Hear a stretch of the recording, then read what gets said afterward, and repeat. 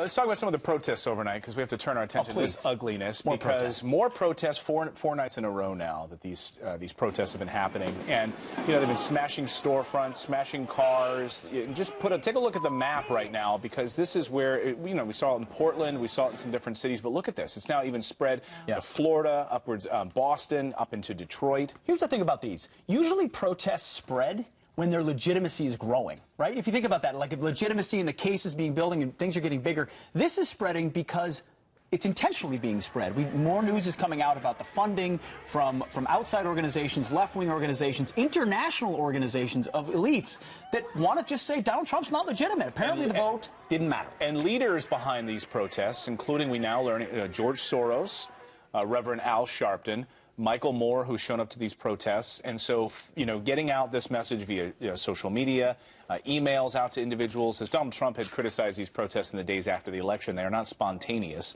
They're organized. Right, but George Soros' piece is denying exactly what you're saying. He's saying this is not coming from outside funding. How dare you say that? Shocking. George Soros, of course, will deny it. Having worked and seen organizations like this work for over a decade, they hide their funding. They never admit it. The group behind these protests and the ones that may happen at the inauguration, it's a group called Answer, International Answer, founded to oppose America after 9/11. It was an anti-war front group for the Marxist-Leninist Workers' Party. These are communists. These are anti-Semitics who believe that the U.S. is racist, imperialist, sexist, but at the heart of war crime. It's no, seriously, at the heart of it is anti-Americanism. And part of these protests are part of the reason why Donald Trump got elected. People are sick of agitators telling us that our country isn't special. But you know what is American? Is the democracy. It's getting out and voting. And so you see these cities where you're seeing these protests, actually a lot of them stayed home and didn't vote on election day. Philadelphia, 12% down in certain sectors. Detroit, down. If they had come out and voted, we see Michigan went by just 11,000 votes to Donald Trump overnight. Michigan now. Yeah, and now it gave him, electoral college total of 306, which no one predicted would happen. I want to ask a lot of those protesters, did you actually get out and vote? You're out here, saying these vulgar things, causing, real violence. Did you even vote? And we've been asking this question all morning, Pete, is usually you're protesting something when you really want change.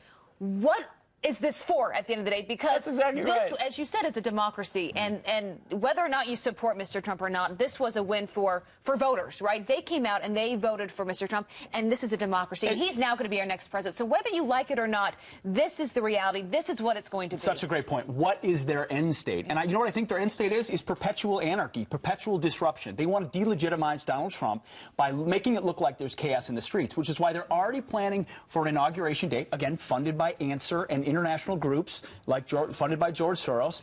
This is a plan to delegitimize Donald Trump, which is why we have to expose it for what it is. Well, you interviewed a really interesting woman this morning, a Muslim woman, an immigrant, and she came out and said that she voted for Trump. She had some interesting things to say. Yeah, I mean, you could call her the hidden Trump voter, even if she doesn't fit the media's demographic. Here's what she had to say this morning. Well, as you can tell, I don't have horns on my head, right? But nonetheless, I am now being chastised as a traitor to my own liberals, as an idiot, names that I can't even repeat on air. I've had my own fellow Muslims tell me that they hope Allah will send me to the gates of hell. But, none of that matters to me, because I'm getting more responses than in my 30 years in journalism from people who are saying thank you, because they too are fed up of the polarization. And so what I hope is that my friends on the left will come to the middle, and I would gently urge my friends on the right to also come to the middle so that we can walk on the middle path. She was saying also, it was interesting, Oprah came out with her message.